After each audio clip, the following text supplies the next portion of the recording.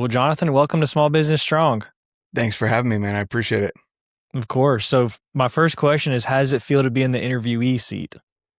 It's always weird for me because I don't like hearing myself talk. My wife, when we first got started with the podcast, she was like, "Oh, you just want to hear yourself talk," kind of jokingly. I'm like, actually, no, I hate editing because I Yeah. hate hearing myself. But I love getting to learn from other people and ask questions, and you can't just get a hold of a John Dudley. I don't know if you're into archery a ton, but you know who John Dudley is, and you can't just message him and be like, "Hey, can I steal 2 hours of your day to just talk with you?" But if you Yeah. have a platform, you've got, people you're trying to share his message with and learn from, he's more than happy to share. Right. And so that value exchange was big for me. And anyway, yeah, that's, I hate being in this seat sometimes because I don't like to hear myself talk. So Yeah. Yeah. So can you give us a kind of a 30,000 foot view of Redbeard Outdoors and kind of Redbeard Enterprises as a whole? yeah, so Redbeard Outdoors at 30,000 feet. You probably can't even see me. No, but but in reality, it started about 5.5, 6-ish years ago. I was wanting to share my passion for the outdoors that I at the time was growing. I'd been, from North Carolina originally, moved out to Utah to come to college, went on an LDS mission, came back, and just fell in love with the public land shortly after getting married out here. And otherwise, we were going to move back east because it was just too. Utah's very dry, especially this year. Like, it's awful. It's over 100 degrees every day and no moisture. The state is on fire right now. And anyway, I grew up in the South, so used to humidity, greenery everywhere, wildlife, plentiful wildlife, and all that. Grew up in the Scouts and constantly camping and fishing, and never really got into hunting. And so anyway, we were going to move back east. I was going to pursue a physical therapy career, all of that. And that didn't end up panning out once I figured out about public land out here in Utah. And so eventually wanted to share my journey and passion for it. And I didn't want to get a bunch of camera equipment, which I have more now than I thought I'd ever have. And I just wanted to do podcasts. I'm like, man, it's easy. I like listening to podcasts. Wanted to, provide some value. And then I set like a certain goal with myself that if I hit a certain number of podcasts solo, which is awful for anyone that has not done that, talking to a screen is it's awful. And so I think it was 30 solo podcasts or something like that. And then I would start inviting guests on, just again, to prove to myself I was in it for the long haul. I had seen somewhere, I think 20 podcasts in, vast majority of people quit, whether that's they realize they're not making any money or they just aren't making time for it, whatever. And I just love having good conversations. So that's kind of where it all started. And then I'm not the king of being the best at anything really, but I'm really good at being consistent when I decide to. Then that's led to over 500 episodes now. And again, I don't have the best studio. I don't have the best lighting. Don't have the best cameras, the best of everything, but I do enjoy conversations and sharing that with people. So that's kind of Redbeard Outdoors. I love gear. I'm a gear nerd. And also my wife challenged me that she's like, look, if you're going to really get into this hunting and outdoorsy thing, it's expensive. So you either need to, start making more money or find a way to fund it, um, and be able to take care of the family. I said, okay, as the young kids would say now, bet. Right. Yeah. And so that's kind of what I did. And she's learned in our marriage that she challenges me to do something that usually ends up happening, or at least I put everything into it and try. And so that's where that started. It's evolved. And then Redbeard Enterprises was thankful for a really good buddy of mine, one of my best friends. He's a CPA, also loves the outdoors, is really the big reason why I'm doing what I'm doing. And didn't move back east. He's the one that introduced me to Western hunting, the mountains and things like that. He owns a CPA firm. And as we were doing taxes and stuff one year, he was like, look, you really should create an LLC and don't make it Redbeard Outdoors per se, because you want to be able to branch out and do, other things as well. If your kids want to start a business or whatever, they could do, doing business as whatever. And that's a branch for them to be able to start, in the future creating businesses and stuff. And so that's what I did. I just started Redbeard Enterprises. As of right now, the main thing is Redbeard Outdoors, the YouTube channel, a lot of, gear, content, trips and stuff like that. It definitely helps the family as well in the end of the year when you're doing the taxes and everything. You want to be as close to zero as possible with returns.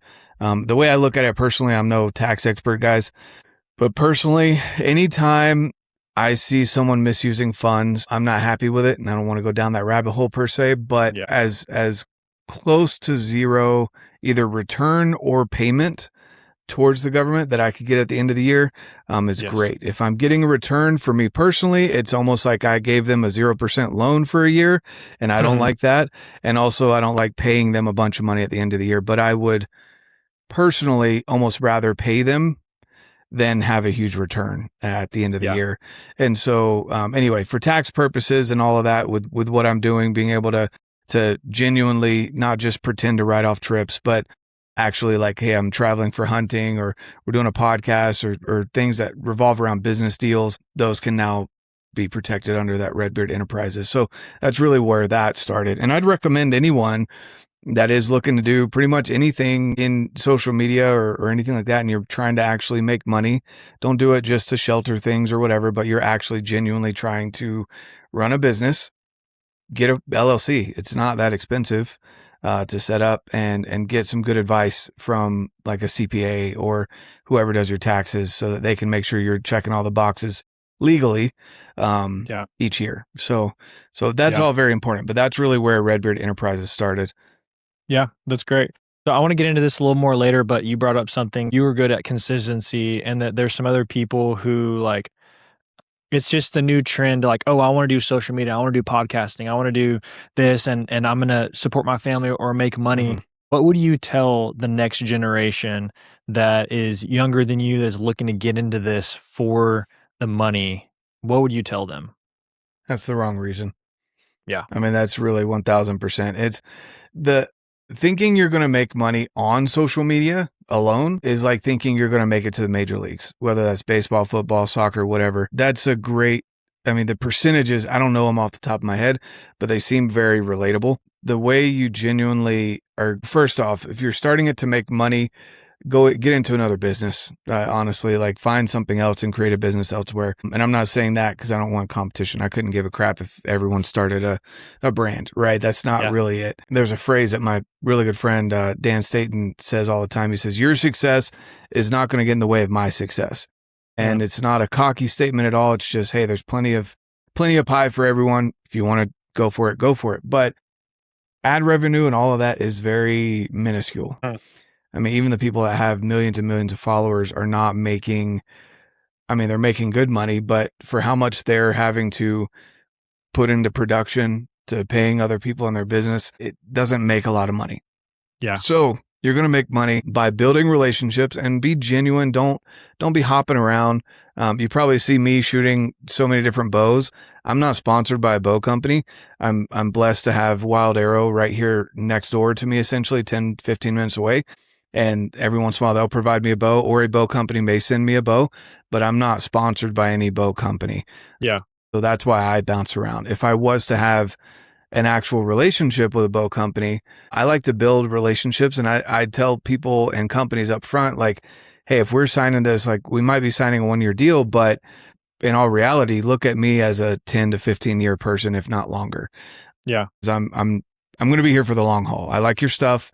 I want to use your stuff, whatever the gear is. I'm going to be here for a while. And so, don't look to bounce around relationships, things like that. If you're whatever, and this applies across all, types of content, try and build good relationships. It can be hard. And you can see the new flashy thing over here from another company, whatever, but I promise you, if you give your loyalty to a company, that will pay off dividends in the long run. Again, whether financially, or you get to go on trips with them, or they provide you with super nice gear that you would otherwise have to buy. Like there's a lot of it. But yeah, don't go into it for the money, because you will be sorely disappointed. I didn't genuinely start showing a profit and maybe this is poor, like, again, I don't really have a business per se that sells things from my own business, but I didn't start showing profit until the last, I don't know, 2 to 3 years. And so, look at it how you will, but like and that was a lot of work, a lot of late nights, a lot of falling asleep at the laptop, editing podcasts and stuff like that. So yeah, don't do it for the money. Long story. Yeah. There's a long explanation for you're in it for the wrong reasons if you're trying to do it for the money. You want to build relationships, go and like for me, my kids, like that's the biggest thing for me. Like that rifle right there behind me, man, I think retail, if you put all that together, retail is probably $6 or $7 grand. And that's my son's first hunting rifle because, I get to have these relationships with these companies and they want content from me. So I create content for them. And then, my son gets to benefit from that by having a super nice rifle for his first hunt at 12 years old. And so that to me is even more of a payout in some regards, getting to share that with my kids. Yeah. Man, that's really helpful to know. I think for the next generation too, just to kind of level out expectations from the get-go. Mhm. So we'll talk about the next generation here in a minute too, but I want to go back to the beginning and hear the story behind 75 Hard being the catalyst for Redbeard Outdoors. Yeah. So 75 Hard is a program from Andy Frisella, who is also the owner. I don't know if that's technically his title anymore, but he's the CEO of First Form.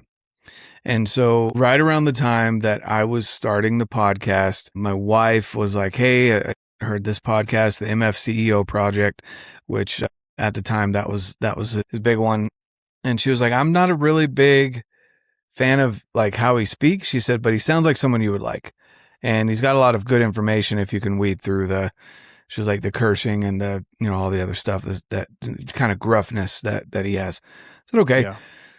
So I started listening to it. I didn't realize he was, the owner of First Form. He doesn't really talk about it much on that podcast, but he had a lot of good business insights and got me fired up to start a business and do things in my own way, which again was the podcast. And he talks a lot about value exchange. And so by value exchange, for people that aren't familiar with the concept, you're not always a taker and you're not always a giver. Like if you're going to work with someone or a company, you need to provide equal or greater value to them as what they're providing to you. And that shows your true intent, the loyalty, the respect that you have for them, and they in turn will return that back to you. He talks a lot about that. And then he brought up 75 Hard. So it's a 75-day program. I don't have all the check marks right here in front of me, but essentially you have to do a certain amount of task every day and it's take a picture in the mirror, which for some people that's really hard. You can do it with a shirt on, without a shirt on, sports bra, whatever, for the females or the women out there. And for the men out there, it's, shirtless or with a shirt, whatever, but same outfit style every single day, just so you can see progress. That's hard for some people. You have to read 10 pages out of a physical book, generally some kind of book that's going to help you with your goals. Could be a self-help book, could be a financial book, could be a business book, whatever. And then you've got to drink a gallon of water every day. And then you also have to do 2 workouts a day. They have to be at least, I want to say it's at least 3 hours apart. And one of them has to be outdoors. So with all of that, the biggest thing, and then there's one other item that I'm forgetting. Anyway, go look it up, guys. It's all over the place. It's for 75 days, no matter what. And within those 75 days, no matter how you try and schedule it, there's always going to be some kind of holiday. There's always going to be some kind of event. There's always going to be some kind of travel or something going on that could interrupt it. There's going to be bad weather, whether you choose to do it over the winter or the summer or the spring. There's going to be something going on. What it teaches you to do is to not procrastinate, because I've had multiple nights on that program where I was up and then I realized I hadn't done my outside workout and it's 11 o'clock at night. And I'm like, all right, well, guess you got to go outdoors for 45 minutes. And I'm either rucking at night or running or doing a sandbag workout, looking like a crazy person at 11 o'clock at night. And so it teaches you to not procrastinate those things and to prioritize what's really important, because otherwise you could end up, and a lot of us do, find yourself scrolling or down the rabbit hole of whatever it is that might be taking your your attention. So that's a huge one that I recommend for anyone. Some people may say it's not healthy. There's a lot of critics of it, etc. I'm going to say BS because it's scalable. And by scalable, I don't mean make it easy for yourself. But if you have health concerns, if you have issues like that, scale it to what the doctor recommends. You know, if you got heart conditions, lung conditions, whatever. But every single one of us can go and do those tasks every day. It's self-accountability, but you can definitely tell who really went through it when they say they're done and who's just bragging about it, because it's not a physical program, even though you do get physical benefits from it. Oh, picking a diet. That was the other one. You do have to pick a diet, and that could be anything from keto to carb cycling to, whatever, paleo, whatever diet, but you have to pick a diet and stick to it during that 75 days. So you will see some physical benefits, but more than that, I directly believe that your physical outward appearance is a reflection of your inner what's going on. And so it's mostly a mental program with some physical benefits on the side is what I say. Yeah, that's really cool. So faith, family, and fitness isn't just a cool tagline for you, it's a way of life. How do you stay focused on those three things? Well, in the outdoors, of course. So how do you stay focused on those? I don't like tripods. You got to have 4 pillars. Yeah, exactly.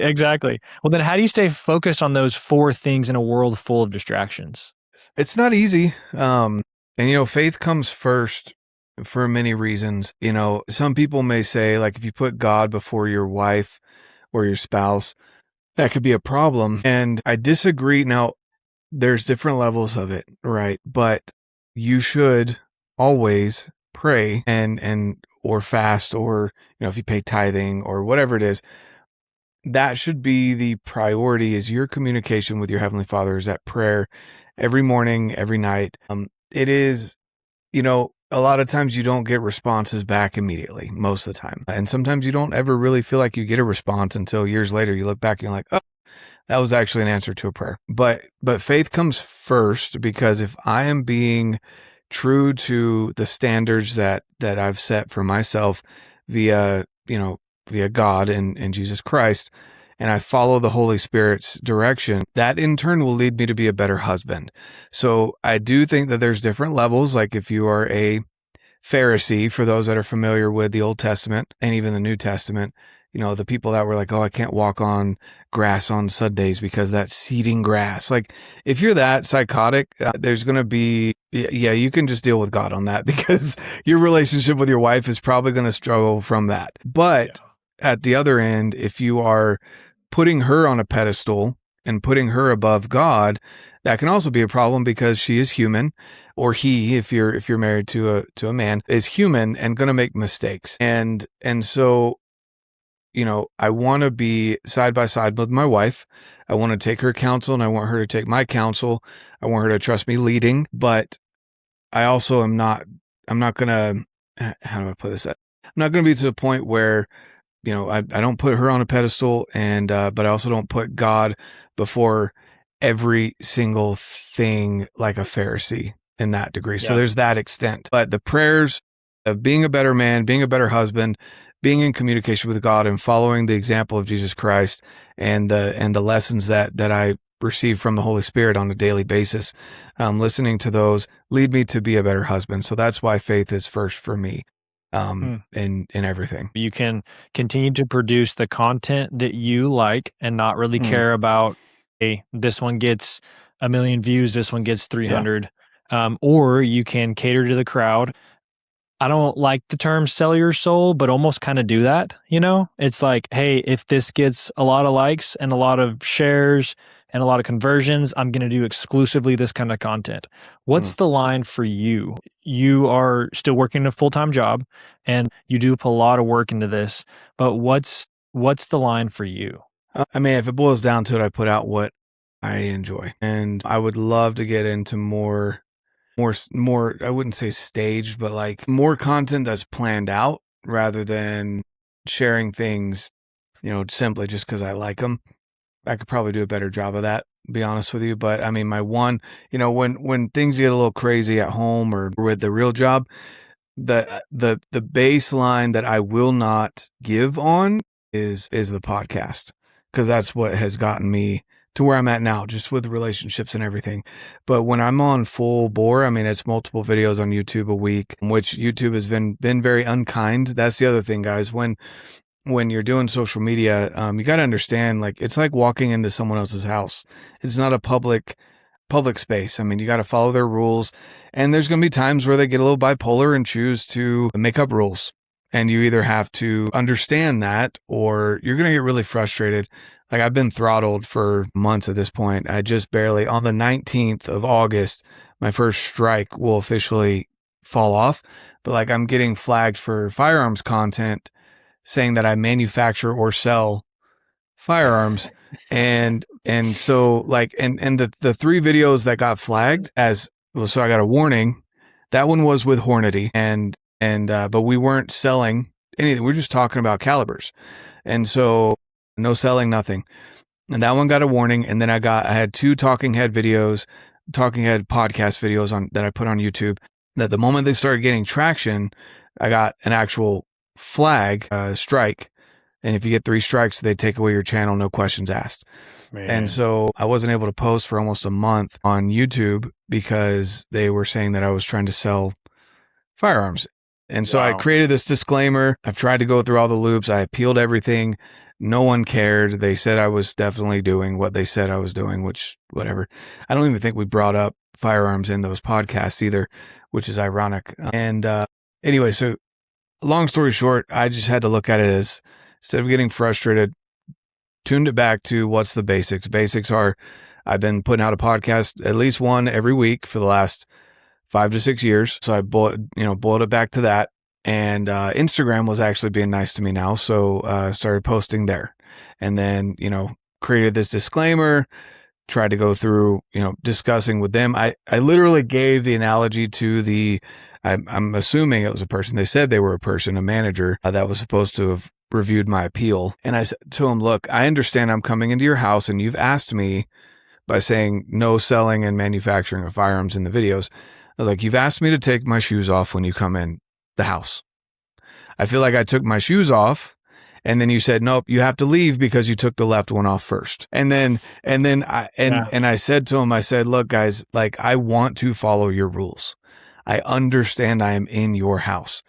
Please help me interpret these better so that I can, in the future, not break these rules. Yeah. And they came back to me and said, we cannot interpret the rules for you because that would be considered biased. What? So, yeah. And I looked at that and I laughed. And again, this is one of those things where I'm like, this is why people quit. If they've gotten to this point and then they're getting stonewalled, they'll quit if they're trying to make money. Because I lost an opportunity for over a month to continue the traction I was gaining. I was hoping to get, my goal this year was to hit 20,000 subs on YouTube.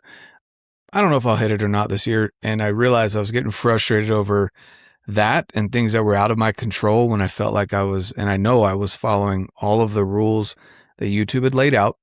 So I just decided to start. I've got a disclaimer that I put on all my videos now, whether I talk about firearms or not. I put it up for 7 to 10 seconds and I haven't been flagged since. And I've put up 2 videos since I've been able to start doing it again. So we'll see. If my channel disappears, guys, you know what happened. Wow.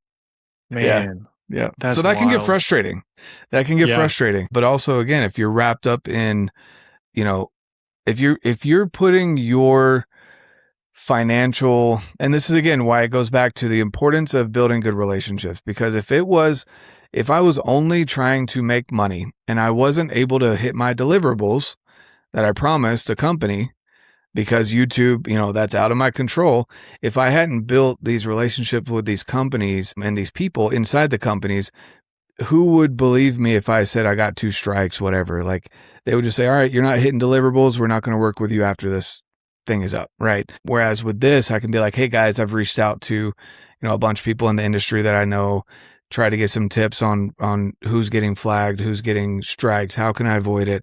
It's all been very helpful, and I'm by no means the big fish in the pond when it comes to YouTube or anything like that. But again, I'm doing it out of a passion for wanting to share with people, because I'm a gear nerd and because I genuinely enjoy the gear that I share on YouTube and the conversations that I have on the podcast. Yeah, this might be a conspiracy, but I'm almost thinking is there a line that they want you to take to monetization, if that makes sense? Well, so I was talking with a couple people and they said there's guys that I know that have millions of subs on YouTube. And I showed them what was going on with my channel, and they said they haven't gotten strikes, and their channels are dedicated to firearms. All they do is firearms, and they haven't gotten Wow. one strike. And then talking with Hornady, so I work with Hornady officially now, and Leupold, and both of them, you know, Hornady didn't really have. They were like, we're not really sure. Their channel has been hit a couple times. You know, they again, all their podcast is ammo and Yeah. firearms, and they're fine. Leupold told me, the guy said that he works with people that are, you know, like I'm right at the little over 7,000 subs on YouTube, and he works with people up to 1 million plus subs.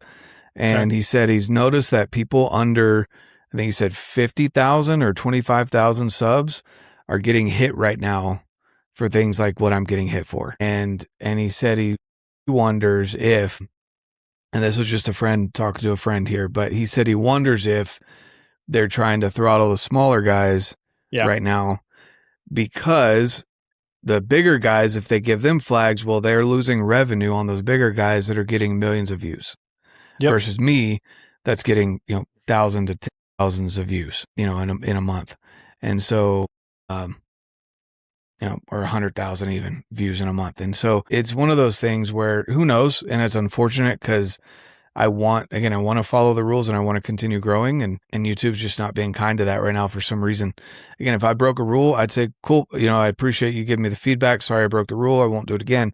But the fact that they can't even tell me, you know, they're spitting out the generic manufacturing and selling firearms. And I'm like, but in these two videos, we didn't even bring up firearms. And I think one of them, we didn't even talk about bows and arrows. So like, I'm like, I don't know, man. And so, yeah, just again, if I was in it for the money, it'd be super frustrating. I'm not. I'm in it because it's something I enjoy doing, and I just have to figure out how to work around. I just don't want to lose the channel, right? That's my biggest thing right now is, so anyway, the disclaimer's working for now. I'm holding off on putting out my firearm content that I've filmed, you know, until after the first strike falls off. So at least I have a 2-strike cushion. But yeah, that's kind of how things go. You have to, all the behind the scenes things that no one wants to talk about. Let's get to the portion where we talk about the next generation. So if you had to start all over tomorrow, you lost all of your subs, all your followers, all your pages, you lost Instagram, YouTube, Spotify, everything, but you kept your knowledge of what you've done up until now, how would you start over? And would you start over? It's a really good question. Yes, I would. I'd still have the podcast, right? Or are we saying no podcast? Podcast is gone too. Is that what you're saying? So if your whole media company's gone. Yeah, I would do it again. If I were to start now, though, knowing that I do have a following, man, I would put a lot of time into trial reels on Instagram and Facebook. I would put a good amount of time into, I would do only in-person podcasts. I would wait. If I was to have to start over again, I would just like not do the podcast probably for the rest of the year, focus on hunting and building out the studio that I'm currently working on. I say studio, it's a little corner in my house right now, but you know, somewhere that I can do in-person podcasts and then, and get that dialed in really well. I'm currently building that space out for gear reviews. And then again, if I've got friends in town or whatever, we'll do in-person podcasts down there. And then, man, I would focus on quality over quantity, and on the YouTube anyway. And then on Instagram, it would be the day-to-day stuff, the realistic people over there. And on TikTok, I'd probably do a TikTok, to be honest with you now. Yeah. That one's a little more difficult.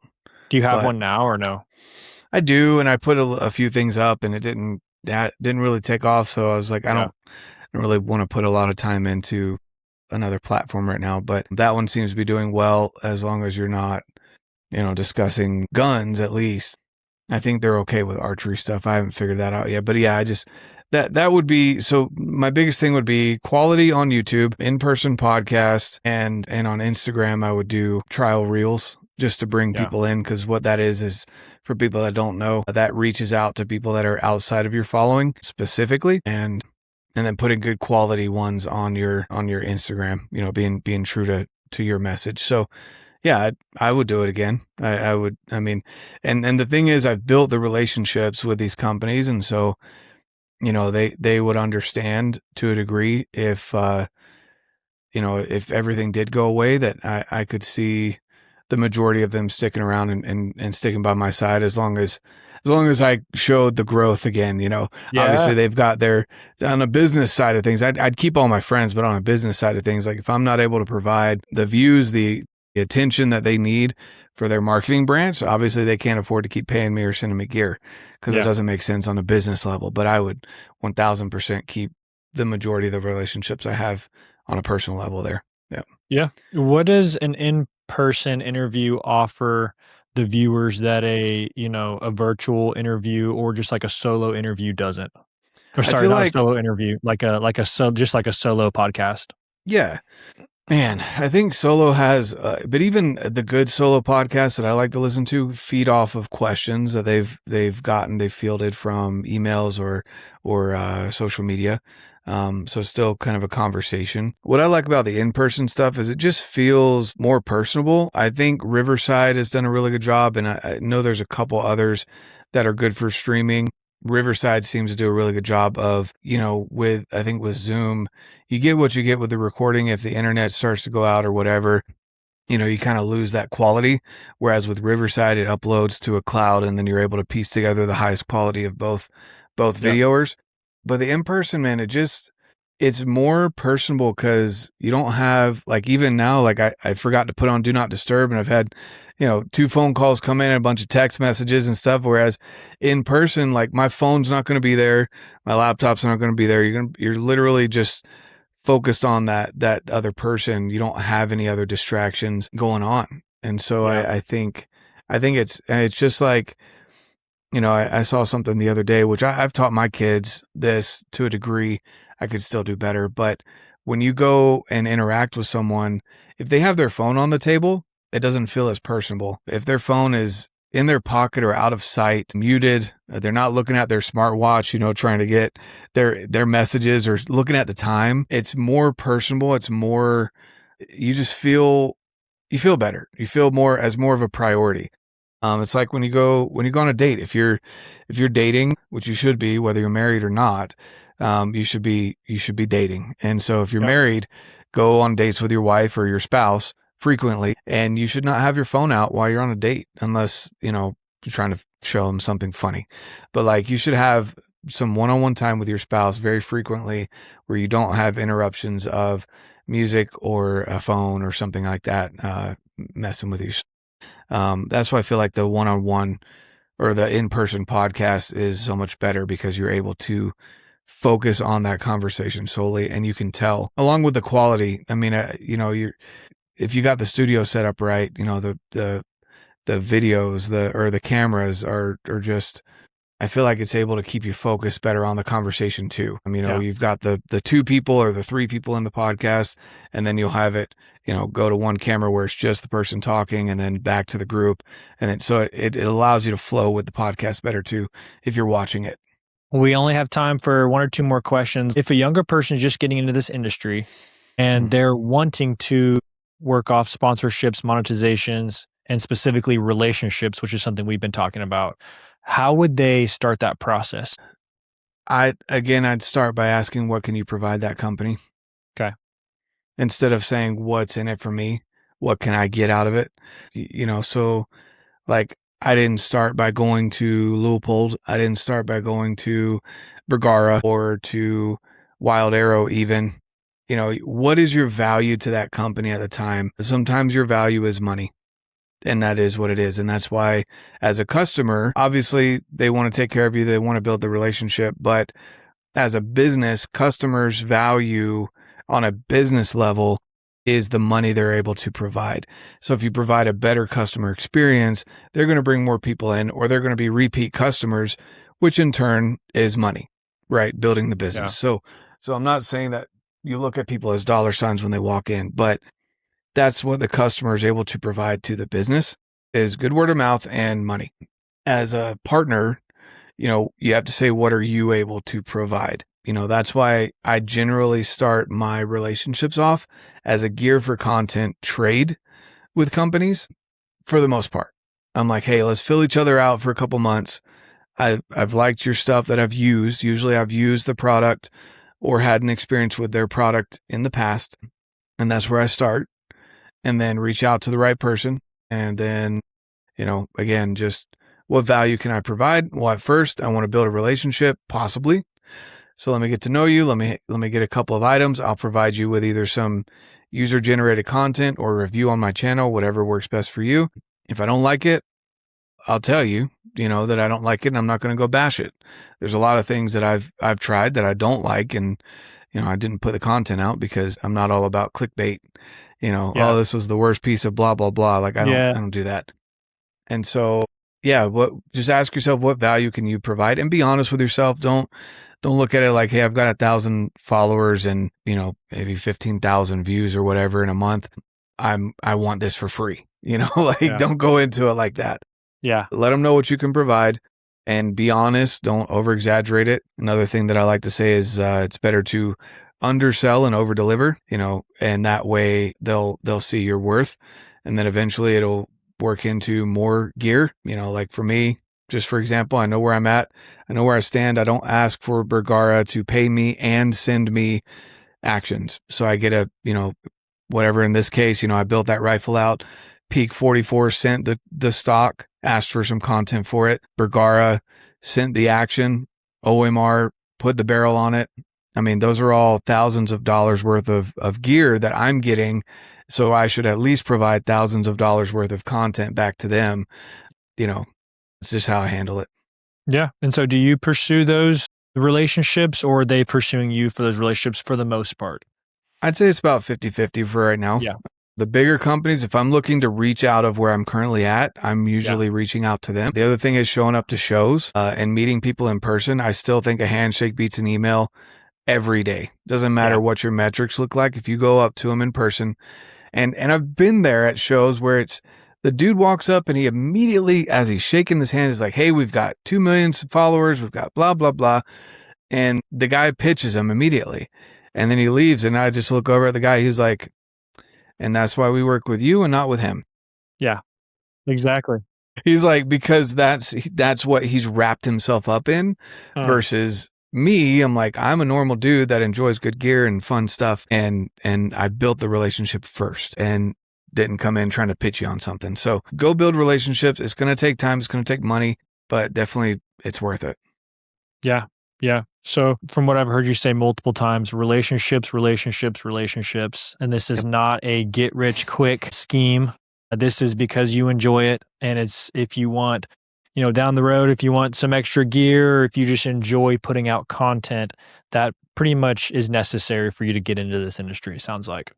Exactly. That's what I would say. If you want to do it long term, if you're in it to be a flash in the pan, sure, go for it, and don't build any relationships. But for me, like, that's been the biggest thing is and what I'm looking forward to going forward as well is the relationships I've built, that kind of foundation, and then going from there. Sometimes it turns into money, sometimes it turns into gear, and sometimes it turns into, we don't want to work with each other on a business level, but we're cool friends. And I'm telling you, the number of times I've seen someone move from marketing role at this company to this company is insane. I mean, it's a small industry. And so for them to go over there, and then I'll get a random email, hey dude, I work over at this company now. I think you guys should work together. I'm like, heck yeah. Yeah. That's awesome. Well, also, I know you have to go in 2 minutes. Last question is, when your kids are grown and telling people about who their dad was, what is one thing you hope they say about you? One thing. I hope they say that they know I'm a man of faith, that I hold to my values, and that I keep people I hold people to those same standards as they've seen me build relationships. I hope that they also say that, I am true to my word. I'm not a liar. I'm not a schemer. I'm a person that, I say I'm going to do something and I do it. Yeah. So I guess trustworthy, loving, and I'm always there. Yeah. That's amazing. That's great. Well, Johnathan, thank you so much for joining me on Small Business Strong today. Yeah. Thanks for having me, man. I really appreciate it.